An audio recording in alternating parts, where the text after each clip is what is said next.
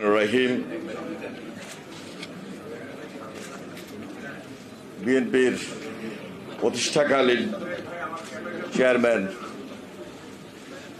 যিনি এই বাংলাদেশের সবচেয়ে জনপ্রিয় রাষ্ট্রপ্রধান ছিলেন এবং এই বাংলাদেশটাকে আধুনিক বাংলাদেশ হিসাবে তিনি আমাদের এই জাতির সামনে দিয়ে গিয়েছেন।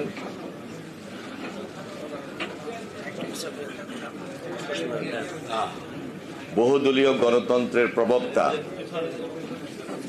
যেখানে আগে ছিল একদলীয় শাসন, সেখান থেকে তিনি বহুদলীয় গণতন্ত্র প্রতিষ্ঠা করেছিলেন, যেখানে বাংলাদেশি জাতীয়তাবাদী রাজনীতি সেই ভিত তিনি সৃষ্টি করেছেন এবং মুক্তিযুদ্ধের ডাক দিয়ে মহান স্বাধীনতার ঘোষণা দিয়েছিলেন। আমরা যাকে নিয়ে গর্ব করি, যার গৌরব এবং গর্বের এই বাংলাদেশ এবং এই বাংলাদেশের সংগঠন বাংলাদেশ জাতীয়তাবাদী দল, মহান স্বাধীনতার ঘোষকের দল বিএনপি, এই বিএনপির অঙ্গ সংগঠন জাতীয়তাবাদী ওলামা দল, ওলামা দলের উদ্যোগে আজকের এই আলোচনা সভার সভাপতি শহীদ রাষ্ট্রপতি জিয়া রহমানের ৪৩তম শাহাদাত বার্ষিক উপলক্ষে আজকের এই আলোচনা সভার সভাপতি কাজী সেলিম রেজা, আমাদের অত্যন্ত শ্রদ্ধাভাজন বাংলাদেশ জাতীয়তাবাদী দলের সংগ্রামী মহাসচিব, আজকের এই আলোচনা সভার প্রধান অতিথি বীর মুক্তিযোদ্ধা মির্জা ফখরুল ইসলাম আলমগীর সহ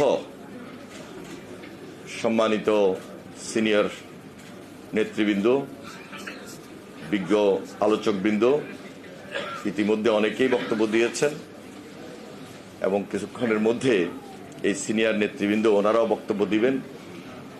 এবং প্রিয় সুধী মণ্ডলী, আসসালামু আলাইকুম। আমি মহান স্বাধীনতার ঘোষকের আত্মার মাগফিরাত কামনা করছি, তার প্রতি গভীর শ্রদ্ধা নিবেদন করছি। আমরা এখানে ওলামায়ে মাশায়েখ বিন্দু উপস্থিত রয়েছেন এবং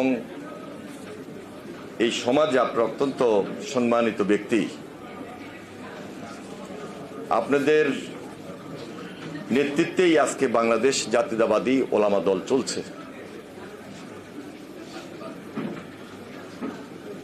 এই সমাজকে আলোকিত রাখা, আলোকিত করা আপনাদের বড় দায়িত্ব।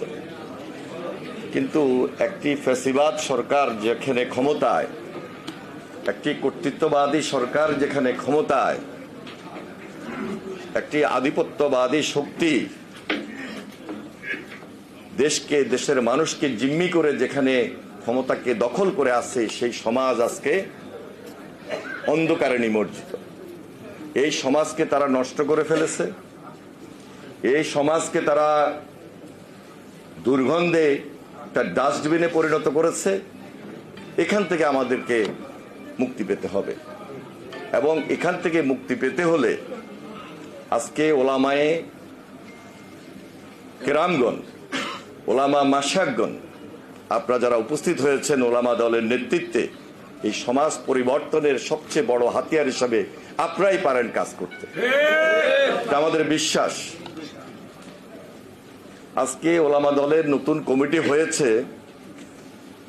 এই মিটিংয়ের মধ্যেই ব্যাপক উপস্থিতি, শুধু এখানে যেন শেষ না হয়ে যায়।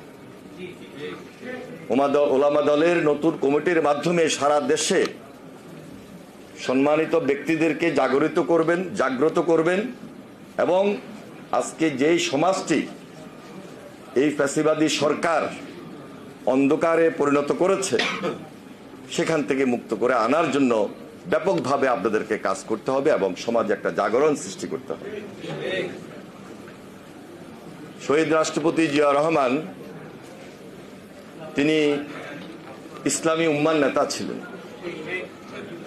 তিনি ওআইসি সৃষ্টি করার মধ্য দিয়ে সকল ইসলামী দেশগুলোকে একত্রিত করেছেন এবং তার নেতৃত্বে